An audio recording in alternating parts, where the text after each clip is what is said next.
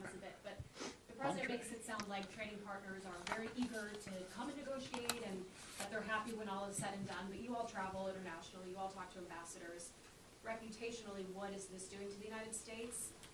It's making Trump's tariff negotiations, tariff threats, tariff chaos is making, first, a fool of the United States in the eyes of the nations of the world.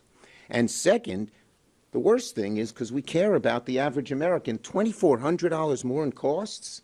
Look at that. It's crazy. And since you mentioned Tim, let me, I was just going to bring Tim over. Yeah, but what was the question? I was so Okay, listening to you. I On wasn't. the world stage, what, Yeah. you know. Well, And Ron can. you were just Ron is. about your visit. Ron Wyden is on the world stage. He knows.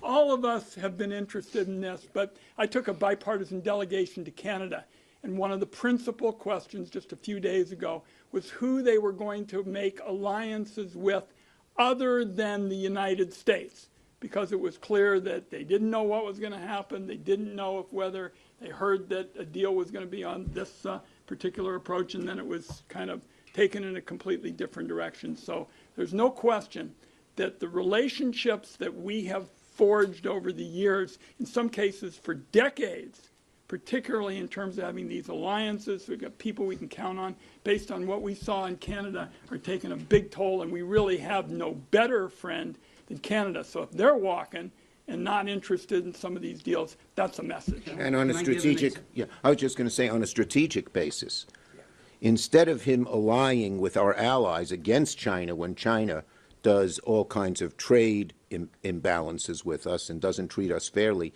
he's having them join with China against us. How profoundly stupid and unthought out. Can I give I'm going to give an example. I was in Germany in April to talk to Germany about aid to Ukraine. So I went to Kyiv, Berlin, and Warsaw, and it was all focused on Ukraine. But everywhere I got, before I could talk about my issue, they were like, well, wait, what about tariffs? So here would be the German example. They rewrite their constitution to enable them to put more into defense. They elect a new government that's probably the most pro-U.S. government that they've had in Germany for a very long while. And the government that's elected, the new chancellor, has a mandate, and that's jumpstart the German economy that's been in the doldrums since 2019. So you're meeting with the new government. It's like, we are your friends. We are together with you in Ukraine. We want to put in more. We're pro-U.S. We just got elected with a mandate.